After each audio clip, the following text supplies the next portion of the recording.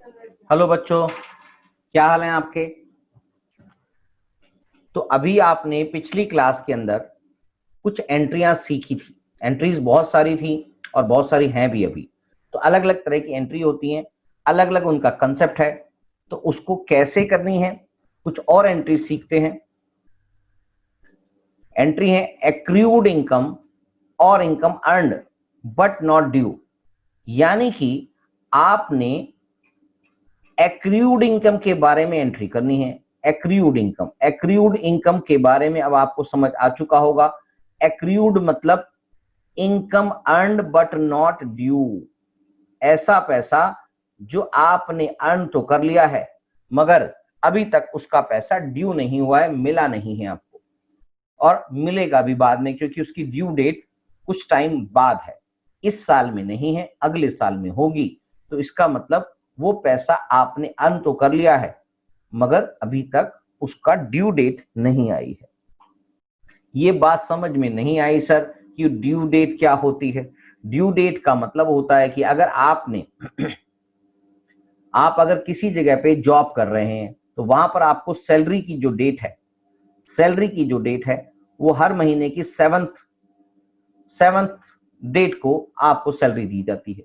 मगर अगर आप 31 मार्च में आप एम्प्लॉय हैं, आप एम्प्लॉय अपनी अकाउंटिंग करें उस लेवल पे मैं आपको समझा रहा हूं। आपकी सैलरी हर महीने की सेवंथ ऑफ एवरी मंथ आपको दी जाती है।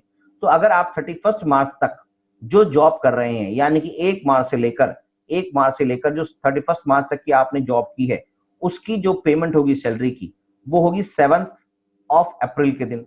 मगर इसकी एंट्री आप 31 मार्च के दिन क्या करेंगे, आपके लिए ये सैलरी जो है वो एक्रूड इनकम के रूप में है, क्योंकि आपने इसका काम तो कर दिया है मगर इसकी ड्यू डेट है 7 अप्रैल। क्या मेरी बात समझ में आ गई। ऐसे ही एक और एग्जांपल है कि आपने बैंक में फिक्स डिपॉजिट कराया, जिसको शॉर्ट में एफडी के रूप में जाना जाता है। फिक्स डिपॉजिट मतलब एफडी। और इस एफडी पर आपको जो इंटरेस्ट का अमाउंट है, 1 साल बाद आपने जो फिक्स डिपॉजिट कराया है वो कराया है 1 जुलाई के दिन, और 1 जुलाई 2019 के दिन, और 1 जुलाई 2020 के दिन ये मेच्योर होगी। इसका मतलब इसकी एंट्री यहां पर 1 जुलाई से लेकर 31 मार्च, मैं आपको एक टाइमलाइन बना के दिखाता हूं, आपको तब जाके ज्यादा समझ में आएगा कि ये क्या कह रहा हूं मैं। एग्जाम्पल के तौर पे अगर मैं एक टाइमलाइन बना देता हूं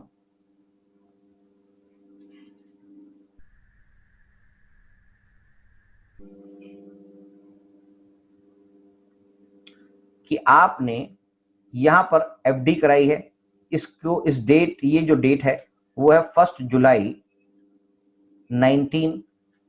उसके बाद एक और डेट आएगी 31 दिसंबर 19। उसके बाद एक और डेट आएगी 31 मार्च 20। और इसके बाद 1 जुलाई या 30 जून, या 30 जून एक ही बात है, 20 की डेट आएगी। यानी कि यहां पर आपने इनिशियल लेवल पे एफडी कराई थी और यहां पर इसकी मेच्योरिटी डेट है। तो इसका मतलब ये जो एफडी है इसका पूरा पैसा विद इंटरेस्ट आपको इस डेट पे मिलेगा। मगर आप अकाउंटिंग की जो डेट है ये है डेट ऑफ अकाउंटिंग, आप यहां पर कर रहे हैं। ध्यान से समझेंगे, बच्चों को बहुत बड़ा कंफ्यूजन रहता है इन वाली एंट्रीज में, इन एंट्रीज के अंदर। तो ध्यान से मैं इसको डिटेल में समझा रहा हूं।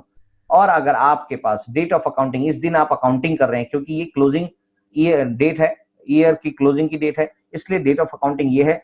आपने क्या इस एफडी को पूरा पैसा आपको इस डेट पे मिलेगा विद इंटरेस्ट, या इस डेट पे मिलेगा? सर इस डेट पे मिलेगा। मगर क्या यहां पर ये पैसा ड्यू हो गया है? नहीं सर, ये ड्यू भी नहीं हुआ है। मगर क्या इस पे इंटरेस्ट अर्न कर चुके हैं? हाँ, अर्न तो हो चुका है मगर ड्यू नहीं हुआ। तो इस तारीख तक कितना पैसा ड्यू हुआ था, कितना अर्न किया था, वो डिपेंड है।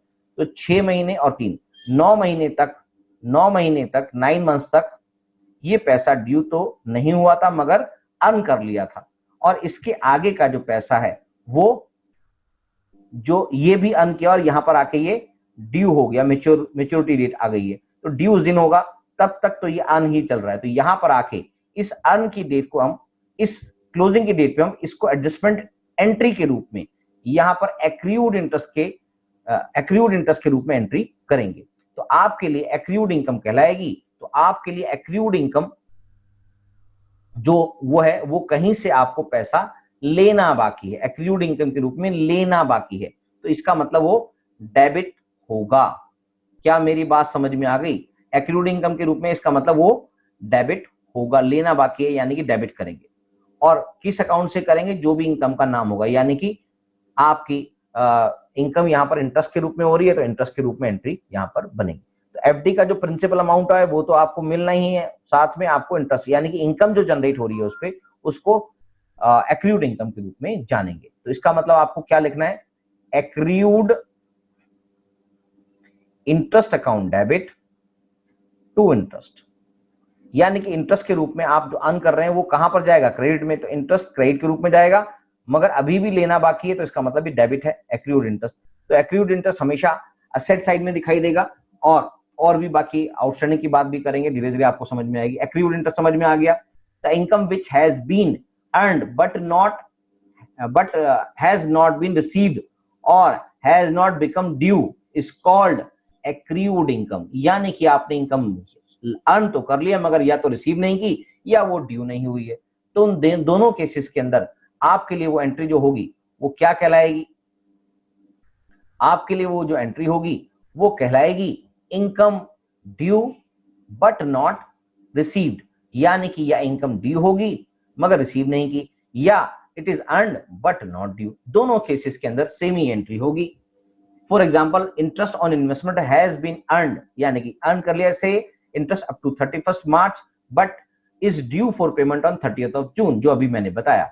For accrued income following investment entry is this: accrued interest account debit to income account, यानी कि इनकम का नाम है interest. Accrued income is an asset for the firm, any increase in asset is always debited. तो अभी आपको मैंने ये बताया कि जब भी एक्रूड वाली बात आएगी तो वो फर्म के लिए एक एसेट के रूप में दिखाया जाता है, और एसेट जब भी बढ़ती है तो वो हमेशा डेबिट होती है। अगला पार्ट बात करते हैं इनकम रिसीव्ड इन एडवांस और unearned income. Income received in advance और अनअर्न्ड इनकम। अनअर्न्ड इनकम का मतलब है जिसके लिए अभी आपने सर्विसेज या कोई काम नहीं किया है मगर फिर भी आपको वो पैसा मिल गया है, एडवांस में पैसा मिल गया, यानी कि उसके एवज में अभी काम करना बाकी है। जैसे मैंने आपसे एडवांस में फीस ले ली है और उसके लिए अभी भी आपको पूरे साल सर्विसेज देनी है। तो इस तरह की इनकम जो होती है इनकम रिसीव्ड इन एडवांस और अनअर्न्ड इनकम कहलाती है। एग्जाम्पल के तौर पे अगर आपने कोई ऐसी इनकम जनरेट कर ली है जो अभी आपने जिसकी सर्विसेज देना बाकी थी, तो आपके लिए वो अभी तक एक लायबिलिटी के रूप में दिखाई देगी जब तक आप उसको अर्न नहीं कर लेंगे, जब तक उसकी सर्विसेज पूरी तरह से नहीं दे देंगे जितना आपने उसका एडवांस में पैसा लिया है। तो income received in advance is liability for you. तो रेंट अगर आपके पास आ जाता है, रेंट अगर आपके पास कोई काम है या आपके पास कोई सामान है या आपके पास कोई दुकान है, इस तरह की जो कोई एंट्री होती है आपकी और आपने उसको किराए पर दे रखा है और उस किराए पे आपको एक अर्निंग हो जाती है जिसको रिसीव्ड इन एडवांस के रूप में आप देखते हैं।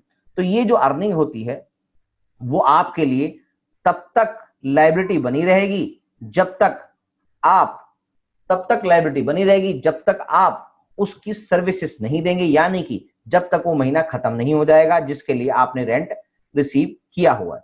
तो रेंट अकाउंट आपके लिए, rent received in advance account आपके लिए एक खर्चे के रूप में यहां दिखाई दे रहा है, मगर आपने रेंट अकाउंट को डेबिट करना है, यानी कि ये जो एंट्री है वो किसी भी तरह से एंट्री ये बनेगी एक्सपेंस अकाउंट डेबिट, रिसीव्ड है ये इनकम अकाउंट डेबिट, जो भी नाम से इनकम है income account debit to income received in advance. यानी कि इसमें खाली रेंट का पोर्शन दिखाया गया है, तो भी आप अगर कोई भी किसी भी तरह की इनकम ऐसी होगी income account debit to income, जो भी नाम से इनकम होगी, जो भी रेफरेंस में होगी, इनकम रिसीव्ड इन एडवांस। तो यहां पर रेंट के रेफरेंस में इसको दिखाया है, तो rent account debit to rent received in advance, और जो अनअर्न्ड इनकम होती है वो आपके लिए एक लायबिलिटी का रूप ले लेती है, इसलिए उसको हमेशा जब भी लायबिलिटी बढ़ती है तो आपके लिए वो क्या होगी, हमेशा क्रेडिट साइड में जाएगी। तो ये दोनों एंट्री में से एक एंट्री या कभी कभी दोनों एंट्री ही पेपर में जरूर आती हैं।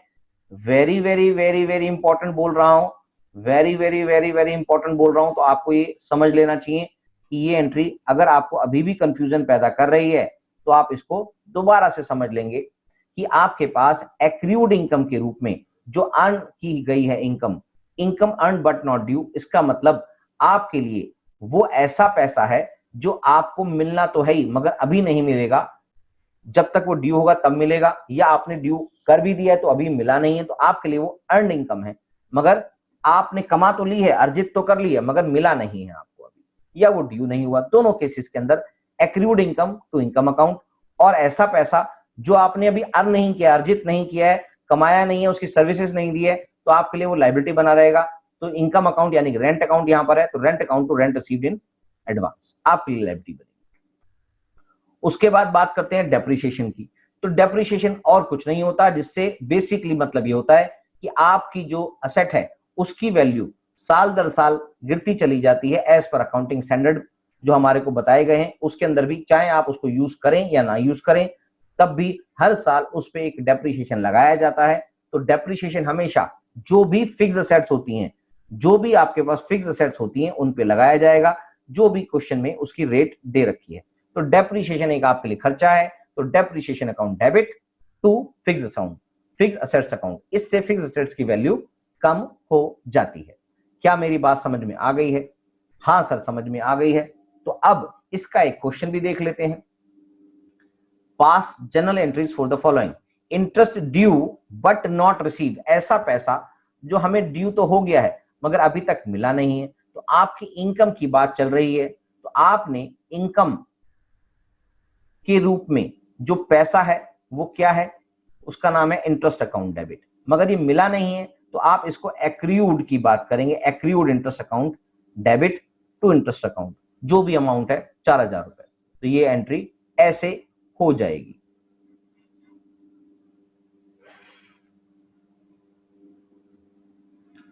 क्या ये बात समझ में आ गई है? Accrued interest to interest account. उसके बाद दूसरी entry salary due to staff, यानी कि हमने सैलरी देना बाकी है। अब ये क्या है, हमारी लायबिलिटी है, यानी कि ये क्या है, सैलरी आउटस्टैंडिंग है। तो सैलरी आपके लिए क्या खर्चा है, तो सैलरी टू सैलरी आउटस्टैंडिंग, ये भी इंपॉर्टेंट चीज है जो आउटस्टैंडिंग की बात हो रही है। Out of rent paid this year 2000 relate to next year, आपने कुछ पैसा एडवांस में पे कर दिया है, आपने कुछ पैसा एडवांस में पे कर दिया है, तो इसका मतलब वो 2,000 रुपए जो आपने एडवांस दिए हैं वो नेक्स्ट ईयर से रिलेटेड है। Out of rent paid this year 2000 relate to next year, यानी कि जितना भी पैसा आपने दिया था उन सारी की एंट्री तो कर ली है, मगर जो 2,000 रुपए एक्स्ट्रा दिए हैं जो नेक्स्ट ईयर से रिलेटेड है उनकी एंट्री आपने नहीं की है। तो आपके लिए 2,000 रुपए जो अभी आपने पे कर दिए हैं, जो अभी तक ड्यू नहीं हुए थे, तो आपके लिए ये जो एंट्री है पेड इन एडवांस हुआ। तो इस पेड इन एडवांस की जो टेक्निकल टर्म होती है उसको बोलते हैं प्रीपेड। तो प्रीपेड रेंट आपके लिए एक असेट का काम करती है। प्रीपेड टू रेंट, रेंट आपके लिए खर्चा है, तो रेंट से वो पैसा कम हो जाएगा जब आपने, मान लीजिए एग्जांपल के तौर पे आपने 10,000 रुपए रेंट दिया था, तो स्टार्टिंग में जब एंट्री की थी तो आपने लिख दिया rent account debit to cash 10,000, जबकि इस साल से रिलेटेड सिर्फ 8,000 रुपए था, तो आप कोई रेंट अकाउंट में 10,000 रुपए दिखाने का कोई मतलब ही नहीं है, तो इसमें से 2,000 रुपए कम कैसे करेंगे, तो आप एंट्री करेंगे prepaid rent account debit to rent account. अब अपने आप ही इसमें से रेंट में से 2,000 रुपए क्रेडिट हो गए हैं, जो 2,000 रुपए या 10,000 रुपए बने थे, यानी 2,000 रुपए जो एक्स्ट्रा चले गए थे, 8,000 की जगह जो आपके पास 10,000 रुपए दिखाई दे रहे थे वो यहां पर 2,000 रुपए कम कर दिए, रेंट अकाउंट क्रेडिट हो गया, रेंट अकाउंट डेबिट था, तो इसका मतलब रेंट अकाउंट 8,000 रुपए ही दिखाई देगा। इसका मतलब 10,000 में से 2,000 रुपए क्रेडिट हो गया, इसका मतलब 8,000 रुपए दिखाई देगा। तो प्रीपेड रेंट अकाउंट यहां पर आपको क्लियर हो चुका होगा।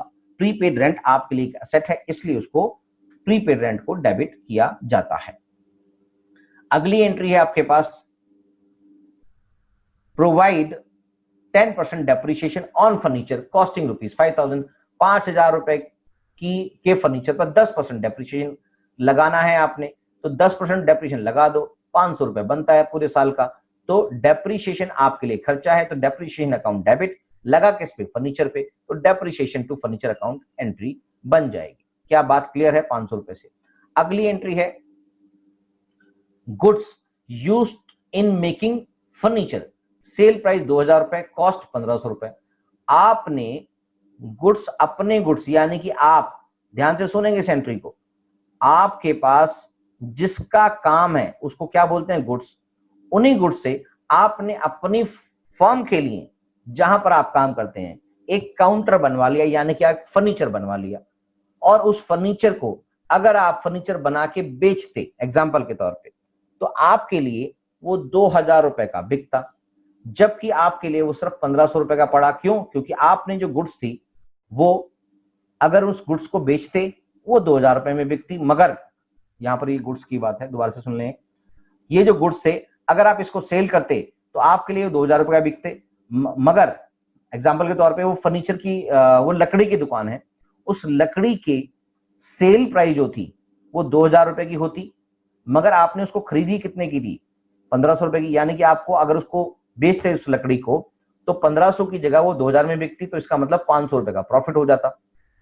मगर उस टिम्बर को, उस लकड़ी को आपने अपनी दुकान के फर्नीचर में ही यूज कर लिया, तो आपके लिए वो लकड़ी क्या 2000 की पड़ेगी या 500 की पड़ेगी? सर वो तो बिल्कुल बात है कि हम तो अपनी चीज अपनी कॉस्ट पे ही लेंगे, यानी कि वो 500 में पड़ेगी। तो इसका मतलब आपके पास जो फर्नीचर आया है, यानी कि इसकी एंट्री को समझेंगे, जो फर्नीचर आया है, क्योंकि आपकी दुकान के लिए फर्नीचर तो बन गया है, मगर फर्नीचर की लकड़ी कहां से गई, आपकी दुकान से गई, तो फर्नीचर की लकड़ी को आपने किस नाम से रखा था, परचेज अकाउंट के नाम से रखा था, तो परचेज कम होगी कितने से, 1500, और फर्नीचर कितने से बढ़ गया, 1500 से। तो यहां पर 2000 की कोई भी बात का कोई भी फर्क नहीं पड़ेगा। तो यानी कि ये जो एंट्री बनी furniture account debit to purchase account, ये जो एंट्री बनी 1500 रुपए से, क्या मेरी बात समझ में आ गई है? हाँ सर बात समझ में आ गई है। अगला क्वेश्चन देख लेते हैं क्या था, ये रहा, received commission of ₹10,000 by cheque, half of which is in advance. हमने एक इनकम जनरेट की है 10,000 रुपए की, जबकि 10,000 रुपए का काम हमने नहीं किया, और इसका मतलब जिसमें से आधा काम हमने कर दिया है और आधा काम के पैसे हमको एडवांस में मिल गए हैं। तो हमारे पास जो इनकम जनरेट हुई है, हमारे पास जो इनकम जनरेट हुई है वो कितने की है, 10,000 रुपए की। 10,000 में से 5,000 किसके हैं, नेक्स्ट ईयर के हैं। तो इनकम रिसीव्ड यानी कि commission received account debit, commission received account debit 5,000 रुपए, to commission received in advance. Commission received in advance को क्रेडिट इसलिए किया जाएगा क्योंकि ये हमारी लायबिलिटी है, और कमीशन रिसीव्ड 5,000 रुपए इसलिए डेबिट किया गया क्योंकि जब आपने कमीशन 10,000 रुपए रिसीव की थी उस समय आपने एंट्री बैंक या कैश से की होगी, बैंक टू कमीशन रिसीव्ड। ये बात समझ लेंगे कि जब आपने इसकी एंट्री की थी तो आपने bank account debit to commission received account से एंट्री की थी 10,000 रुपए से, 10,000 रुपए से एंट्री की थी। अब इसका मतलब 10,000 रुपए तो कमीशन रिसीव्ड अकाउंट में चढ़ चुका है क्रेडिट साइड में, यानी कि आपकी इनकम जनरेट हो चुकी है, मगर इनकम तो थोड़ी जनरेट हुई है, इसमें से सिर्फ और सिर्फ 5,000 रुपए इस साल से रिलेटेड है। तो ये जो कमीशन रिसीव्ड अकाउंट आपने 10,000 से क्रेडिट कर दिया, इसको हटाने के लिए आप इसको डेबिट करेंगे, क्योंकि हम इसको काट के ठीक नहीं कर सकते हैं, क्योंकि वो भी एंट्री ठीक है, मगर जब एडजस्टमेंट का टाइम आया, साल खत्म हुआ, तो आपने कमीशन रिसीव्ड अकाउंट को कम कर दिया 5,000 रुपए से डेबिट करके, टू किस चीज से खत्म किया, कमीशन रिसीव्ड इन एडवांस। ये आपकी एक लायबिलिटी भी बन गई 5,000 रुपए से। क्या मेरी बात समझ में आ गई? तो ये वाली एंट्री जो थी वो एक एडजस्टमेंट एंट्री के तौर पे एक कमीशन रिसीव इन एडवांस के रूप में दिखाई देगी। क्या मेरी बात क्लियर है? हाँ सर बिल्कुल क्लियर है। तो एक छोटी सी एक एंट्री है ओपनिंग, उसके बाद आपका एक मेजर पार्ट जनरल एंट्री का खत्म हो जाएगा। अब इसके बाद आप जीएसटी से जुड़ी हुई जनरल एंट्री सीखेंगे, मगर उससे पहले ओपनिंग एंट्री समझते हैं कि ओपनिंग एंट्री क्या होती है। अच्छा, इससे पहले कुछ और भी पार्ट रह गया है, थोड़ा सा वो भी समझा दूं, बीच में कुछ पेजेस आगे पीछे हैं, तो कोई बात नहीं है, वो भी समझा देता हूं, क्योंकि आउटस्टैंडिंग का सम नहीं आई थी तो बात मुझे लगा कि शायद मैंने सिखा दी होगी, कोई बात नहीं है। तो सन्ड्री एक्सपेंसेस, कोई भी एक्सपेंसेस सन्ड्री यानी कि कुछ ऐसे एक्सपेंसेस हो जाते हैं जब आप उसको काफी हद तक किसी एक मेजर अकाउंट में नहीं रख पाते हैं। छोटे छोटे बहुत सारे सामान होते हैं जो आप लेके आते हैं, मैचेस ले आए, कोई छोटा सा, कभी कभी कोई स्पेशल 10-20 रुपए के कभी पेन खरीद लिए, पोस्टेज छोटी मोटी स्टैंप ले आए कभी, जिसका बेसिक काम नहीं होता आपका, छोटा मोटा कोई कन्वेंस लग गया, छोटा मोटा मतलब जिसका एक बड़ा खर्चा नहीं है आपकी कंपनी में पूरे साल भर में भी, तो आप उसको एक बड़े एक्सपेंस अकाउंट के रूप में नहीं रखते हैं। तो उसको हम छोटे मोटे खर्चे के लिए अलग अलग अकाउंट नहीं खोल लेते। उन सारी चीजों को हम सन्ड्रीज या मिसलिनियस एक्सपेंडिचर या एक्सपेंसेस के रूप में जानते हैं, सन्ड्री या मिसलिनियस एक्सपेंसेस के रूप में जानते हैं, जिसको आप कैसे पेमेंट कर देते हैं। नॉर्मली ये सब चीजें कहलाती हैं। ये देखिए यहां लिखा है एडजस्टमेंट एंट्री, वो पेज आगे पीछे हो गया था तो मैंने अभी जो आपको समझा रहा था, ये सारी एडजस्टमेंट एंट्री के रूप में काम आती है। नॉर्मली इस साल के आखिर में की जाती हैं, जिसको आप आगे के चैप्टरों में, फाइनल अकाउंट्स के चैप्टर में और पढ़ोगे। ये बहुत सारी इंपॉर्टेंट एंट्री है। तो यहां पर आपके पास आउटस्टैंडिंग एक्सपेंसेस के रूप में एंट्री दिखाई दे रही है।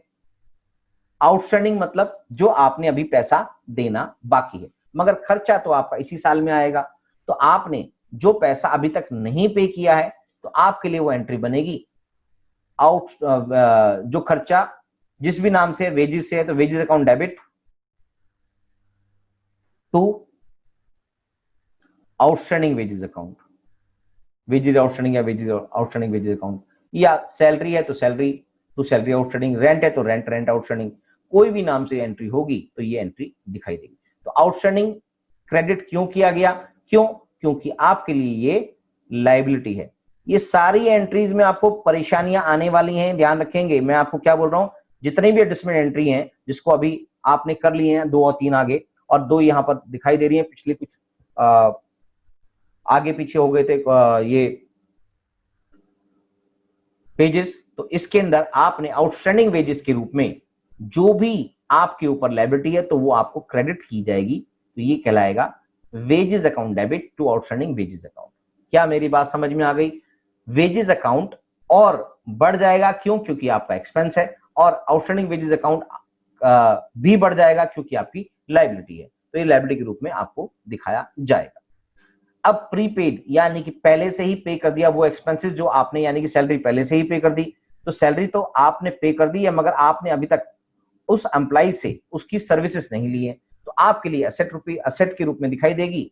ये सारी बातें अब आपको समझ में आ रही होंगी, थोड़ी थोड़ी नहीं आ रही हैं तो आपको धीरे धीरे समझ में आएंगी। क्यों? क्योंकि ये बहुत मोस्ट इंपॉर्टेंट एंट्रीज होती हैं, आउटस्टैंडिंग और प्रीपेड से जुड़ी हुई, पेड इन एडवांस से जुड़ी हुई, रिसीव्ड इन एडवांस से जुड़ी हुई, कमीशन रिसीव्ड इन एडवांस से जुड़ी हुई, प्रीपेड एक्सपेंसेस से जुड़ी हुई, आउटस्टैंडिंग एक्सपेंसेस से जुड़ी हुई। ये 4 एंट्री आपको हमेशा तंग करेंगी स्टार्टिंग में।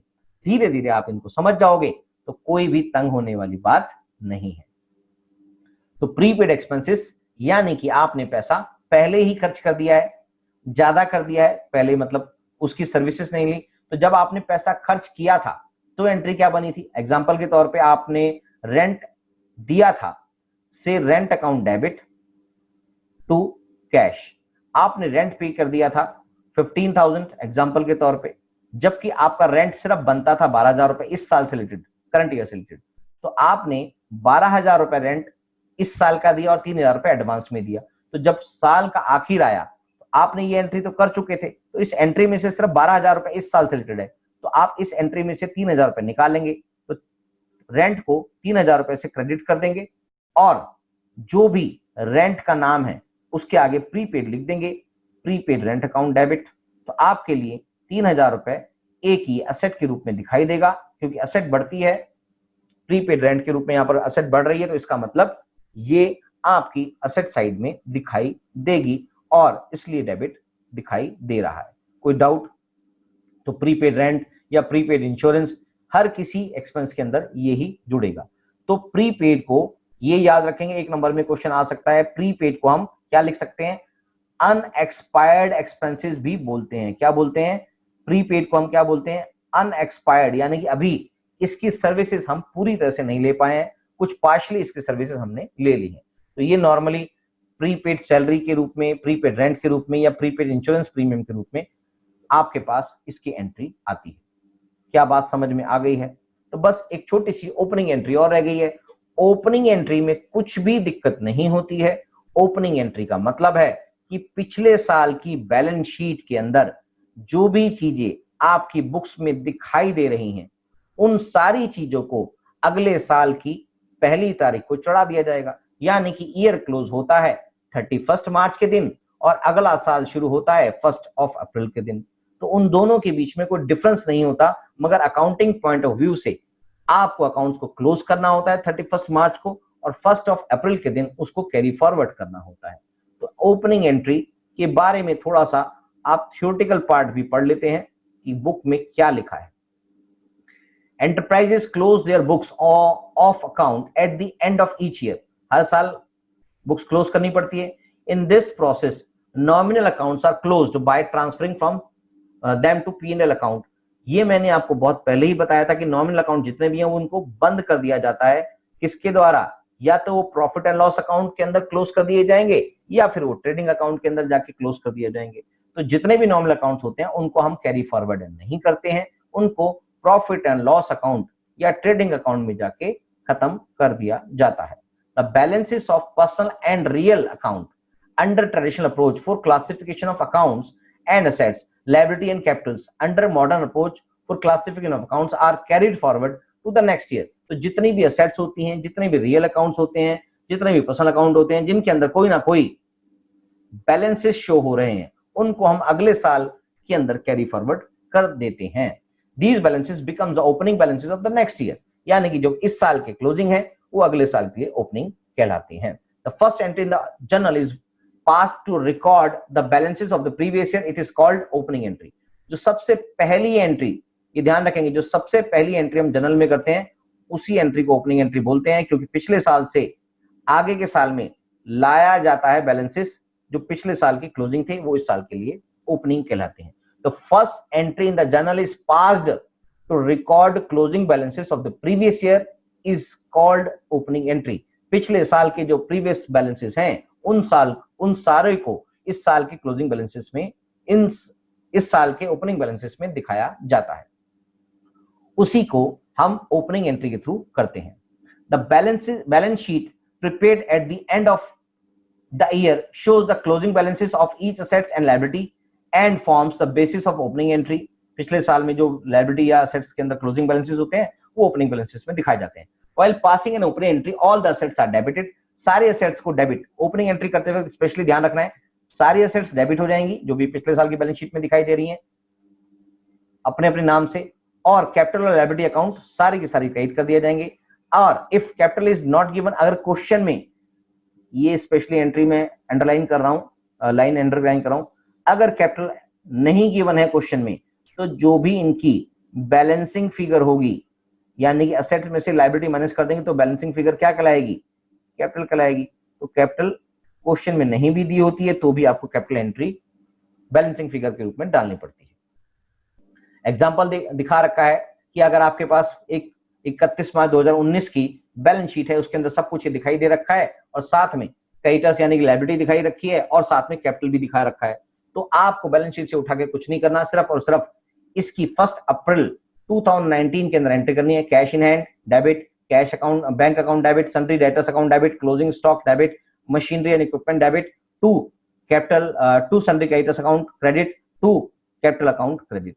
एंट्री बन जाएगी कंप्लीट। और अगर इसमें कैपिटल अकाउंट के बारे में नहीं लिखा होता तो इनकी बैलेंसिंग फिगर, जैसे ये क्वेश्चन है, क्वेश्चन इलस्ट्रेशन नंबर 11, तो ये सारी क्या है? ये सारी एसेट्स के रूप में दिखाई दे रखी हैं और ये दोनों आपको लायबिलिटी के रूप में क्वेश्चन में दे रखी हैं और बाकी कुछ भी बैलेंसेस नहीं दे रखे।